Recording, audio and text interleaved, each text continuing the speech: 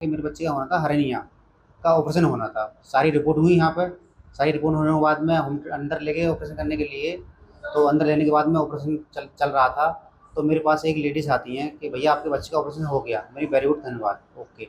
फिर 10 मिनट पीछे आते हैं, एक और आते हैं। तो बोले भैया अंदर आइए। मैंने हाँ बताइए कि आपके बच्चे का हर्निया का ऑपरेशन हमने कर दिया है। जहाँ हर्निया था वहाँ तो हमने कर दिया, लेकिन दूसरी तरफ भी हमें हर्निया का दूसरी तरफ भी लगा था हमें हर्निया, तो मैं उधर का भी कर दिया। मैं बोला रिपोर्ट में तो एक तरफ है हर्निया, आपने दूसरी तरफ क्यों कर दिया? सो बोले हमें लगा था, हमने हर्निया का कर दिया हमने। मैंने ये तो गलत है।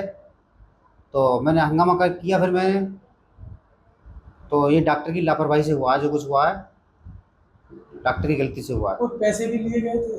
ना, पैसे तो नहीं लिए। अच्छा, तो डॉक्टर की लापरवाही है, डॉक्टर की लापरवाही से एक तरफ का होना था, एक तरफ का होना था, डॉक्टर साहब ने दूसरी तरफ का भी कर दिया। ये तो लापरवाही। ये लापरवाही है। सारे डॉक्यूमेंट्स लेके थे।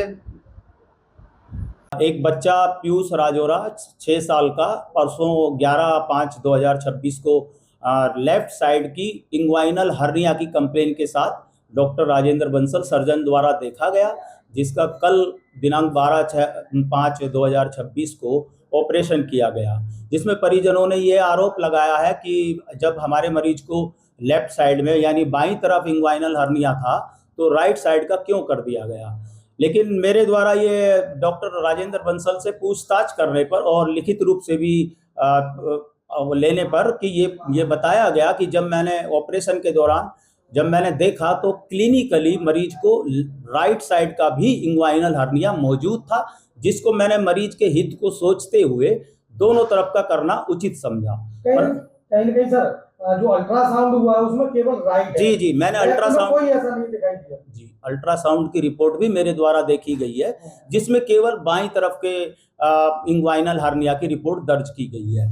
पर उन्होंने अपनी ये गलती स्वीकार की है कि मेरे द्वारा परिजनों को ऑपरेशन के दौरान सूचित नहीं किया गया। तो यह बात थोड़ा ऑब्जेक्शनेबल है, जिसमें हमने डॉक्टर राजेंद्र बंसल का स्पष्टीकरण पूछ लिया है। वो 2 दिनों के अंदर अपना स्पष्टीकरण देंगे।